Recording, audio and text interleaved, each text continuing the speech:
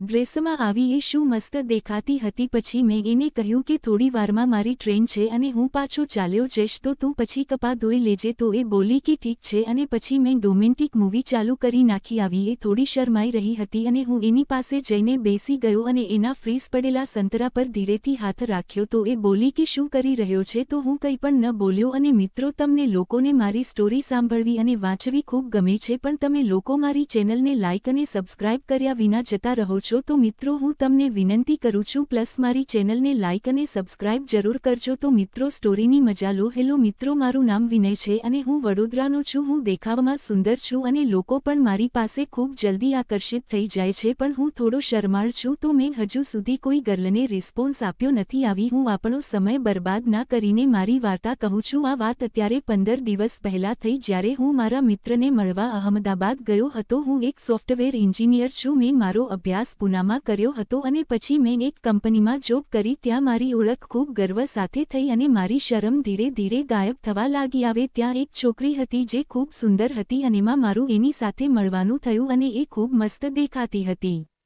એનું ફિગર જોરદાર છે, એ મને ખૂબ ગમી। પછી અમે લોકોએ 3 મહિના સાથે કામ કર્યું અને પછી હું વડોદરા પાછો મારી ઘરે આવી ગયો અને એ એના ઘરે ઉદયપુર ચાલી ગઈ। પછી અમે થોડું ફેસબુક અને વોટ્સએપ પર બોલવા લાગ્યા અને એના ઘરના લોકોને એના લગ્ન કરાવી દેવા હતા, પણ એને હજી લગ્ન કરવા હતા નહીં। પછી MBA કરવા અમદાવાદ આવી ગઈ। એનું નામ રૂપાલ હતું। એને મને એક દિવસ કોલ કર્યો અને કહ્યું કે હું અમદાવાદ BA કરવા માટે આવી રહી છું અને એ મને પૂછવા લાગી કે ક્યાં રહેવું સારું પડશે અને બીજી ઘણી વાત પૂછવા લાગી। એ અહીંયા નવી હતી તો એને થોડી ચિંતા હતી। પછી એને એક ફ્લેટ ભાડેથી લઈ લીધો અને ત્યાં આવીને સેટ થઈ ગઈ। મેં તેને કહ્યું કે હું રવિવારે ફ્રી છું, તું ફ્રી છે કે? તો એ બોલી કે ઠીક છે, આવી જા। પછી હું વડોદરાથી અહમદાબાદ ટ્રેનમાં આવી ગયો અને ત્યાં 10 વાગ્યે પહોંચ્યો અને સીધો એના ફ્લેટ પર આવી ગયો। ત્યાં સુધી 12 વાગી ગયા હતા અને એને હજી જમવાનું બનાવવાનું બાકી હતું અને એ મારી સાથે બોલવા લાગી। પછી અમે જૂની યાદો તાજી કરી અને બોલવા લાગ્યા। પછી અમે સૂઈ ગયા અને સવારે ઉઠીને એ નહાવા ચાલી ગઈ। હું એના લેપટોપમાં મૂવી જોવા લાગ્યો અને મને આઈડિયા આવ્યો તો હું બાથરૂમના હોલમાંથી જોવા લાગ્યો। એ એકદમ સરસ હતી, પણ મને સારી રીતે દેખાતું હતું નહીં, એટલે હું પાછો મૂવી જોવા લાગ્યો। એટલી વારમાં એ નાહીને બહાર આવી ગઈ અને મેં એને પૂછ્યું કે હજી પણ મૂવી છે કે? તો એ મારી પાસે આવી અને કહ્યું કે અહીં મૂવી છે। પછી મેં હાર્ડ ડ્રાઈવ કાઢી અને મૂવી કોપી કરવા લાગ્યો અને એ કાપડા ચેન્જ કરવા ચાલી ગઈ। પછી હું એની પાછળ ગયો તો એ બોલી કે શું કરી રહ્યો છે? તો હું બહાનું બનાવીને કિચનમાં ગયો અને પાણી પીવા લાગ્યો। પછી એ કપડાં ચેન્જ કરીને આવી અને હું એની સાથે બોલવા લાગ્યો અને મેં એને પૂછ્યું કે કોઈ બોયફ્રેન્ડ બનાવ્યો કે નહીં? તો એ બોલી કે નહીં, પણ ખૂબ સારા મિત્રો છે। પછી મેં કહ્યું કે તું તો લગ્ન કરવાની હતી ને, આવે તું MBA કેમ કરવા માંગે છે? તો એ બોલી કે અત્યારે મિત્રો સાથે મજા કરી લઈએ, પછી કંઈ પણ કરવા મળશે નહીં। એ સાંભળીને હું ચોંકી ગયો અને મને લાગ્યું કે એને પહેલા પણ રોમાન્સ કર્યું હશે। તો મેં પૂછ્યું કે મજા કેવી રીતની? તો એને કહ્યું કે બધા રેખમી। પછી મેં એને પૂછ્યું કે તને મૂવી જોઈએ છે? તો એ હા બોલી અને મેં બધી મૂવી એના લેપટોપમાં નાખી દીધી। પછી એ કિચનમાં ગઈ અને મેં રોમાન્સની મૂવી ચાલુ કરી નાખી તો એ અચાનક પાછળથી આવી અને બોલી કે આ પણ નાખી દે છે। પછી મેં કહ્યું કે રોમેન્ટિક મૂવી નાખીને શું ફાયદો? તો એ બોલી કે ક્યારેક કામે આવી જાય છે। પછી મેં કહ્યું કે તું કહે તો મૂવીની મજા હું તને સાચી દઈ શકું છું। તો એ થોડી શરમાઈ ગઈ અને એનું કામ કરવા લાગી। પછી એ કપડાં ધોવા લાગી અને હું બોર થઈ રહ્યો હતો। પછી હું એની પાસે ગયો અને મેં કહ્યું કે બોલ, તને સાચો અનુભવ જોઈએ છે કે? તું એ કંઈ પણ ના બોલી। પછી મેં વિચાર કર્યો કે આવે એની સાથે ક્રિકેટ રમીને રહીશ। પછી મેં એના પર પાણી નાખી દીધું અને એ ભીની થઈ ગઈ અને ખીચાઈ। એ બોલી કે આવે એક જોડી કપડાં બચ્યા હતા અને એ પણ તે ભીના કરી નાખ્યા। તો મેં ફક્ત સ્માઇલ કરી। પછી એ કપડાં ચેન્જ કરવા ગઈ અને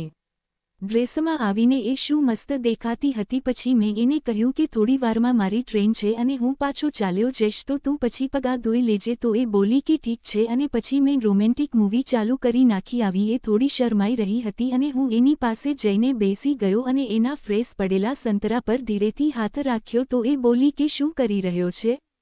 તો હું કંઈ પણ ન બોલ્યો। અને મિત્રો, આગળની સ્ટોરી તમારે જાતે વાંચવી પડશે, કારણ કે ઓના નિયમોને કારણે હું આગળ વાંચી શકું નહીં। તમે સ્ટોરી વાંચો અને મજા લો। લાઇક, શેર અને સબસ્ક્રાઇબ જરૂર કરજો ભૂલતા નથી।